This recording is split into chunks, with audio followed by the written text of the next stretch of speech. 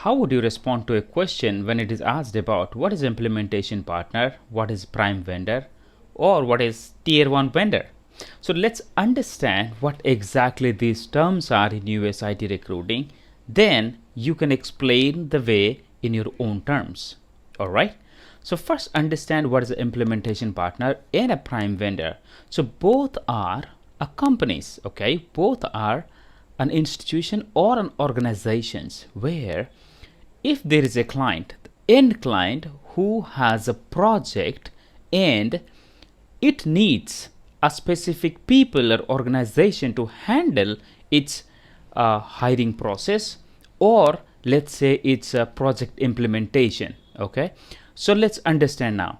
So if a company, let's say BCBS, Blue Cross Blue Shield, who has a program, who has a project to implement a software for their own customers, now it needs a company who can help them hire the contingent labor, or who want a certain part of its project can be developed by some other organization. So here comes the implementation partner, okay, who takes the responsibility of completing a part of the bigger project, that is called the implementation partner or system integrator.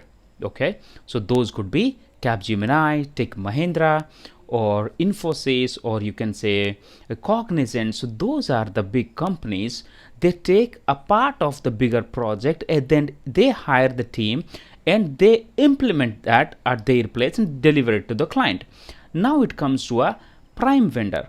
Prime vendor could be an implementation partner or could not be an implementation partner. They might be only the supporter of hiring people for the end client.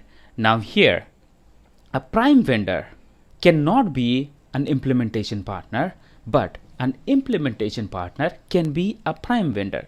So here, whom it could be called for an implementation partner or a prime vendor.